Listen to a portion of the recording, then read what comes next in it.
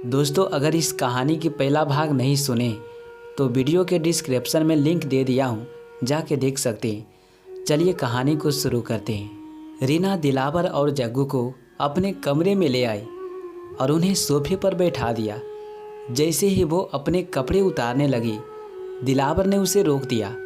नहीं नहीं, ये सब मत करो, तुम तो मेरे पास बैठो और मुझसे केवल बातें करो, दिलावर ने कहा।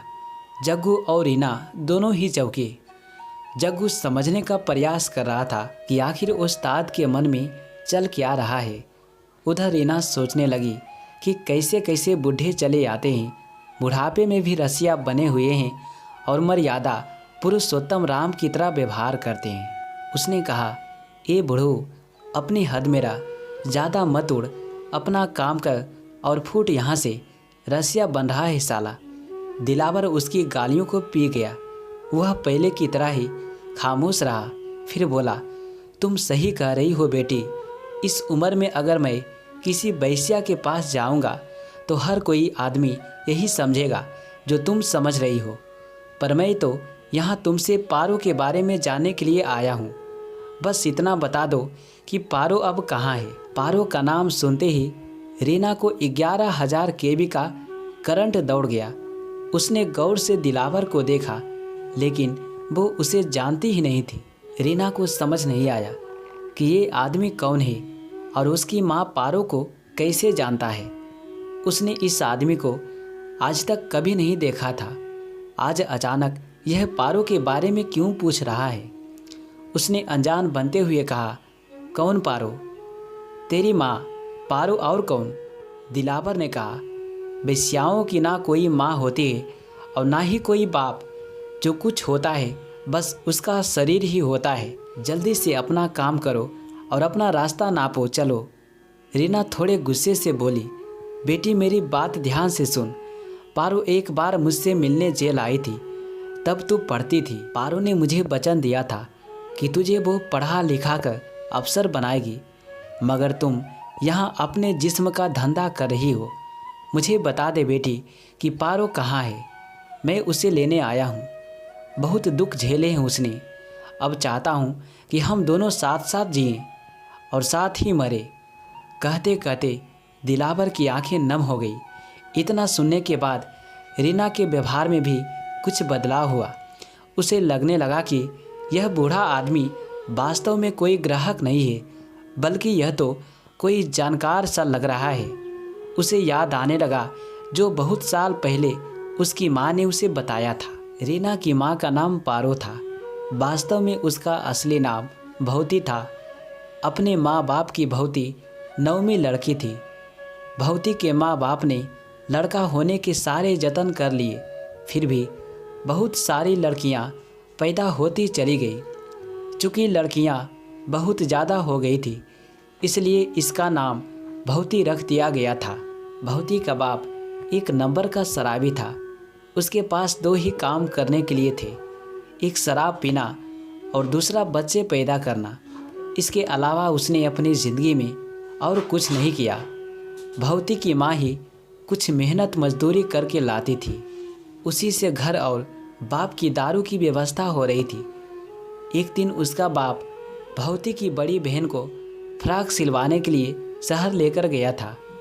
देर रात तक नहीं लौटा था वह, तब उसकी माँ को अपनी बेटी के लिए चिंता होने लगी। वह अपने साथ 2 लड़कियों को लेकर उनको ढूंढने शहर में निकल पड़ी। ढूंढते ढूंढते पूरी रात गुजर गई, लेकिन दोनों का कोई अता पता नहीं चला। थक हार के वे लोग वापस जाने के लिए बस अड्डे चले गए।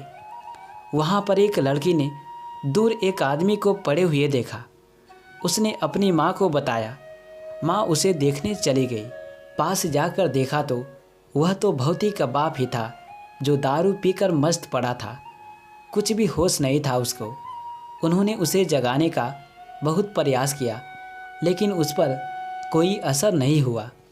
अंत में भवती की माँ पास के हैंडपंप से एक बाल्टी पानी लाई और उसके ऊपर डाली। तब जाकर उसकी आँख खुली। जब उससे अपनी बेटी के बारे में पूछा तो वो कहने लगा, आज तो मज़ा आ गया। कितने दिनों बाद जी भर के इंग्लिश पीने को मिली थी। अभी तक सिर चढ़कर बोल रही है, साली उतरने का नाम ही नहीं ले रही है। ससुरी उसकी माँ ने कहा, मेरी बेटी कहाँ है नास बेटे, कहाँ छोड़ आया है तो उसे।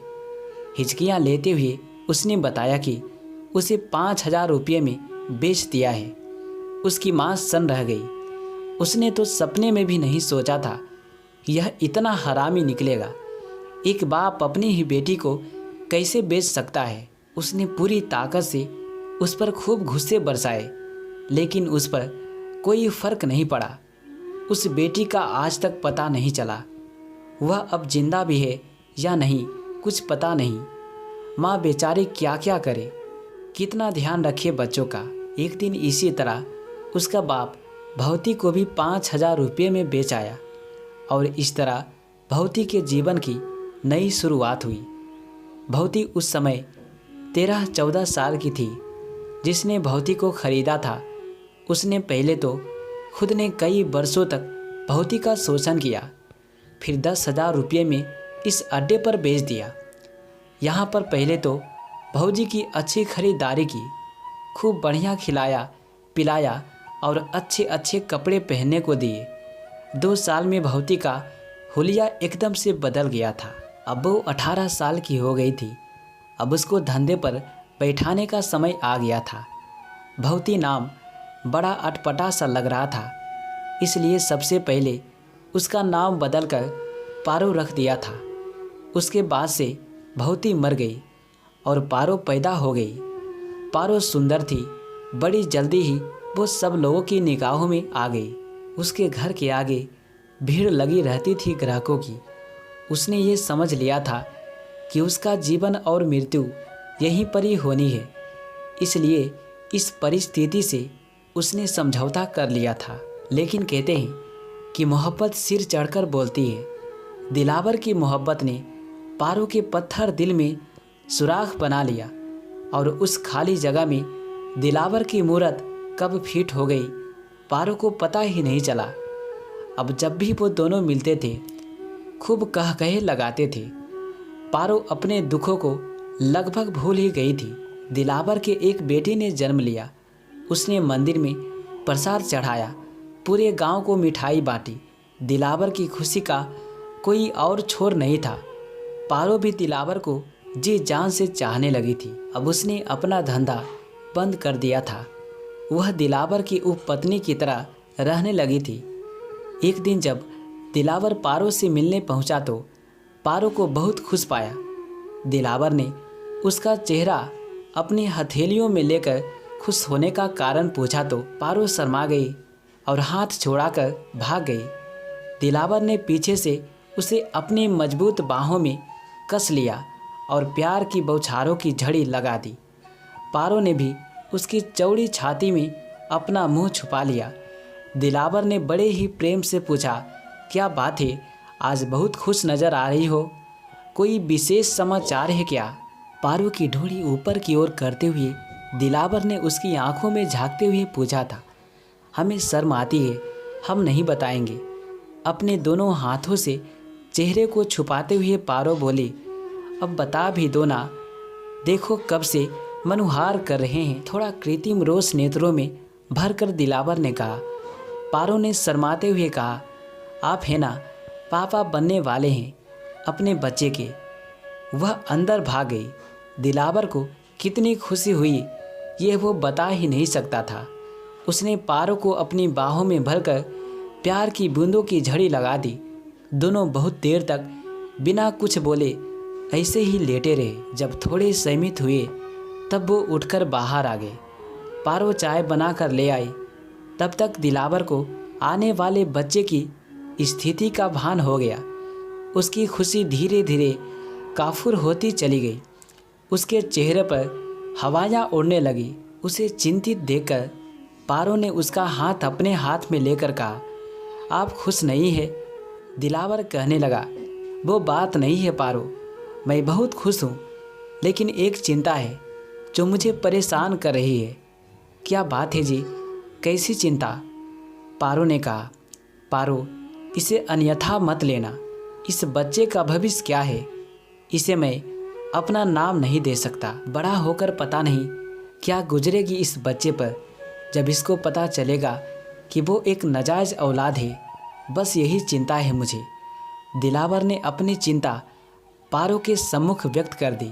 पारो के एहसास तो आज उसके बस में थे ही नहीं। वह एक पूर्ण औरत बनने जा रही थी। दुनिया में एक औरत के लिए पत्नी बनने से भी बड़ी बात होती है माँ बनना। उसने तो कभी ख्वाबों में भी नहीं सोचा था कि वो इस जन्म में कभी माँ बन पाएगी। इसलिए उसने कहा, आप बिल्कुल भी चिंता मत करिए ना, ईश्वर ने इसका भी तो भाग लिखा ही होगा। जो इसके भाग में लिखा है उसे कोई बदल नहीं सकता है। इसलिए आपके चिंता करने से कुछ भी नहीं होगा। आप बिल्कुल भी चिंतित ना हो इसके लिए। पारो ने दिलावर के सिर को अपनी गोदी में रख लिया और बच्चों की तरह थपकियां देने लगी। धीरे धीरे बच्चा अंदर बड़ा होने लगा। अब पारो का पेट थोड़ा थोड़ा बाहर आने लगा था। पारो के मालिक को पता चला तो वह पारो पर बहुत बिगड़ा। उसने पारो को कह दिया कि वह इस बच्चे को गिरवा दे, लेकिन पारो ने ऐसा करने से बिल्कुल मना कर दिया। दोनों में खूब झगड़ा हुआ। मालिक ने पारो की अच्छी खासी पिटाई तक कर दी। शाम को जब दिलावर घर आया तो उसने पारो के चेहरे पर घाव देखे। उसने पारो से इन घावों के बारे में पूछा तो उसने कोई बहाना बना दिया। वह दिलार के गुस्से को जानती थी, इसलिए बात को गोल कर गई। लेकिन एक बच्चे ने आकर सारी कली उतार कर रख दी। दिलावर को बहुत तेज गुस्सा आ गया। वह सीधा पारो के मालिक के मकान पर पहुंचा और उसे बाहर आने के लिए ललकारा। मालिक लाठी लेकर आया और ताबड़तोड़ वार किए दिलावर पर। दिलावर बहुत सारे बार बच गया, लेकिन 2 बार उसके भी पड़ गए। इससे दिलावर और भड़क गया। अगली बार जैसे ही मालिक ने दिलावर पर लाठी चलाई, दिलावर ने वह लाठी रोक ली और उस लाठी को पकड़कर एक जोर का झटका दिया तो वो लाठी दिलावर के हाथ में आ गई। दिलावर ने आओ देखा न ताओ लगातार 3-4 बार लाठी की उस पर कर दिए। मालिक वहीं टें बोल गया। दोस्तों, इस कहानी की लास्ट भाग देखने के लिए मेरे चैनल को सब्सक्राइब करें और कहानी अच्छा लगा हो तो वीडियो को लाइक कमेंट शेयर ज़रूर करें। चलिए मिलते हैं अगली कहानी में। Thanks for watching.